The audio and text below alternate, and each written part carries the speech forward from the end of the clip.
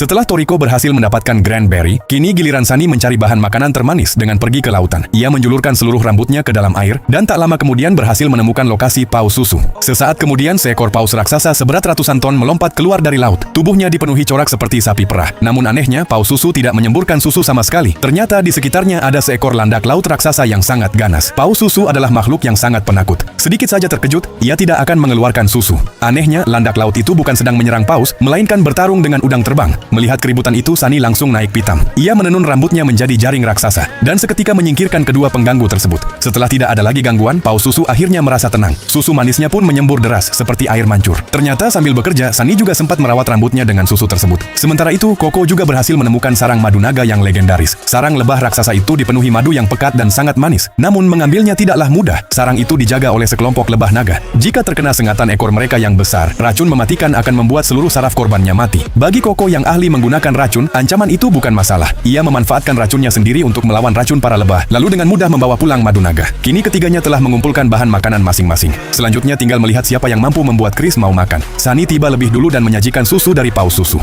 Chris mengendusnya dengan penasaran. Untuk pertama kalinya ia menunjukkan ketertarikan pada makanan, tetapi akhirnya tetap menggeleng dan menolak. Orang berikutnya yang datang adalah Koko. Ia menyajikan madu naga yang lembut dan manis. Namun Chris hanya mengendusnya sebentar, lalu kembali berpaling dengan kecewa. Tak lama kemudian Toriko juga tiba sambil membawa Grand Berry. Semua orang menahan napas penuh harap. Namun di luar dugaan, Chris tetap menolaknya. Semua orang pun merasa putus asa. Apa mungkin Chris memang tidak mau makan apapun? Saat semua kebingungan, Chris tiba-tiba mengaum ke arah Rin. Melihat itu, Toriko segera berdiri di depan Rin untuk melindunginya. Jangan-jangan makhluk itu justru ingin memakan manusia. Di tengah kebingungan tersebut, Komatsu tiba-tiba mendapat sebuah ide. Ia meminta ketiga bahan makanan itu diserahkan kepadanya. Saat mulai mengolahnya, Komatsu merasa seolah-olah bahan-bahan itu sedang membimbingnya. Perasaan itu persis seperti ketika ia membuat sup abad. Tak lama kemudian, Komatsu membawa keluar sebuah sonde raksasa. Komatsu menyadari bahwa sebelumnya Chris sempat menunjukkan tatapan iri saat melihat hidangan penutup itu. Sang pemilik pun menyendok sesendok penuh sonde, lalu perlahan menyuapkannya ke mulut Chris. Kali ini Chris tidak menolak. Ia langsung melahapnya dan memperlihatkan ekspresi yang sangat puas. Semakin banyak ia makan, semakin cerah kulitnya hingga kembali berkilau. Tiba-tiba, tubuh Chris mulai berevolusi. Sepasang sayap berwarna-warni tumbuh di punggungnya. Itu adalah tanda bahwa Nesi 7 warna telah mencapai tahap dewasa, sekaligus pertanda bahwa ia harus pergi. Sebelum berpisah, dari punggung Chris muncul sebuah apel raksasa berwarna pelangi yang meluncur hingga mendarat tepat di tengah arena. Itulah apel pelangi, bahan makanan legendaris yang selama ini dicari Toriko dan teman-temannya.